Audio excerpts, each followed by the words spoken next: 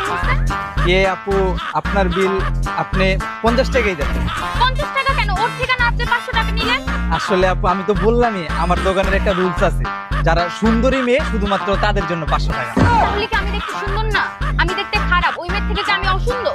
আমাকে কোন অ্যাঙ্গেল থেকে খারাপ লাগে দেখেন তো? আমি কোন অ্যাঙ্গেল থেকে অসুন্দর? হ্যাঁ, আমি কত সুন্দর জামা পরছি, কত সুন্দর ব্যাগ নিয়েছি, কত সুন্দর জুতা পরছি। আপনার চোখের সমস্যা, তাই আমাকে সুন্দর মনে হয়, বুঝতে পারছেন? মুডটাই খারাপ করে দিল।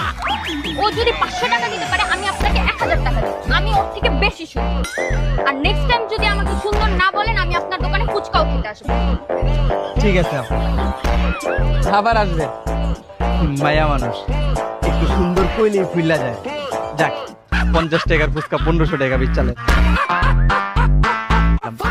লাভই লাভ। এই যে আপুরা আসেন আসেন, সুন্দরী মেয়েদের জন্য ফুচকা ফ্রি, আসেন।